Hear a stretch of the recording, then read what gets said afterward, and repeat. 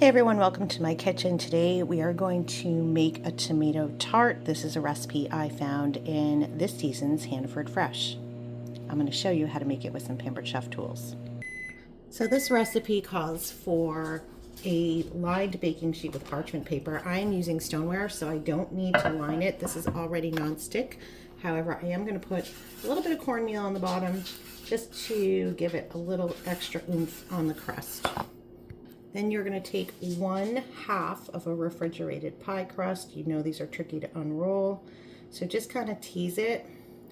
Don't rush because that's when you're going to break it. And then you just gently roll it out.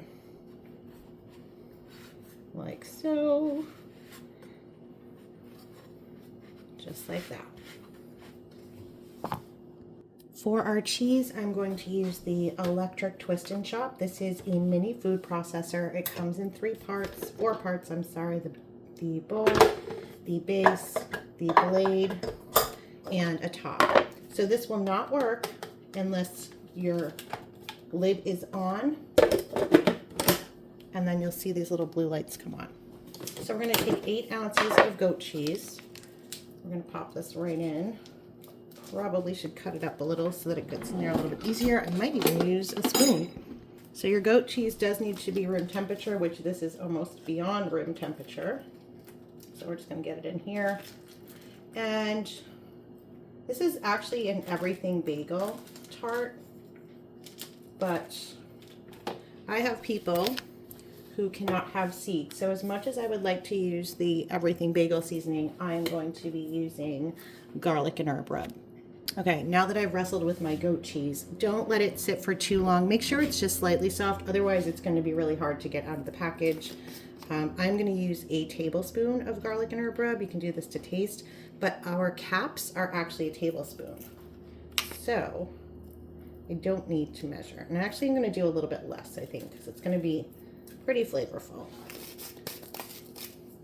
There is a recipe for making the everything bagel seasoning if you don't get it from your store or from Pampered Chef. I'm just going to pulse this. You can, I don't know if you can see, but this goes up and down. So it does a really nice job of incorporating everything. It's great for salsas. Graham cracker crumbs when you're making your cookies or pies, a snap. So I'm going to take the blade out, scrape it off, and then we're going to assemble our tart.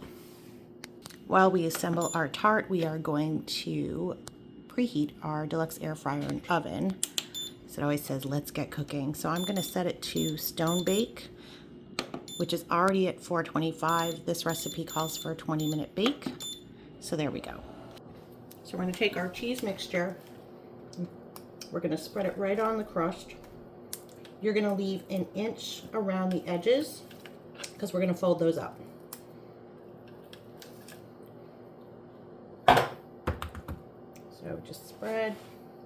You might need to hold your dough or your crust and just do a nice, as even as you can make it, thin layer. So this is our simple slicer. It has 3 pieces. It's got the guide, the blade guard, your food holder, and then it does lock for safety so you won't cut your fingers. And you are supposed to thinly slice these tomatoes. I believe my tomatoes might be too ripe for this, but we'll give it a try. And if not, we're just going to slice them by hand. But this does make it a lot easier. I'm going to see what's happened to me earlier. Yeah, they're a little too ripe. So these are best, this is best for firm tomatoes. So let's just slice them up. So this is our coated tomato knife. Has a protective cover, as you see. This has little tiny teeth on it. And this is going to be very gentle on your tomato skin. So my tomato is a little too firm for the simple slice, or a little too ripe for the simple slicer. So we're just going to slice these up very gently, and we'll layer them on our tart.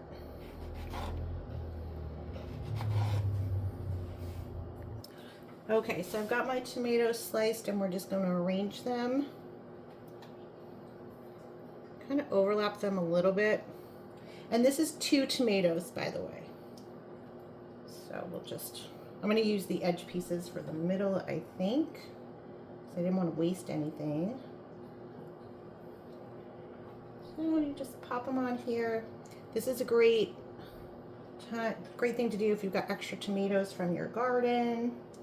If you're just a huge fan of tomatoes. These are really ripe. They're so juicy. All right. We're almost ready to roll here. There we go. So now we're going to fold over the edges however you like. Maybe do a little wave pattern here. You do want a little bit of surface area because we are going to brush these with an egg yolk and then finish it off. Let's see. So when you're cracking eggs, crack them flat.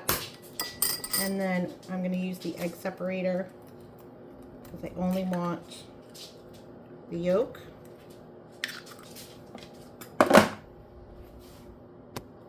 So I've got a separate bowl for my yolk.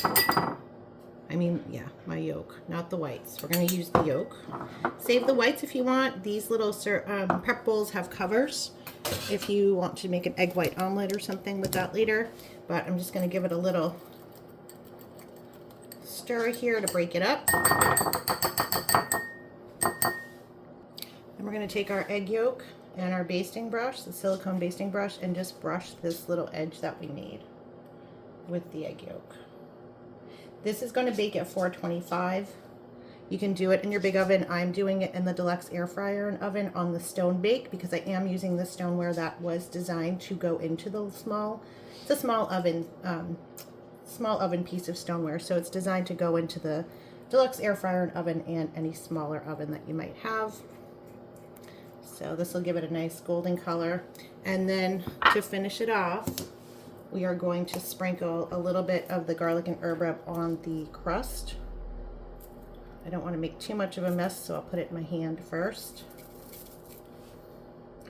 And that will just top it off. And again, if you're using everything bagel, you do the same. So we'll season up that little piece of crust.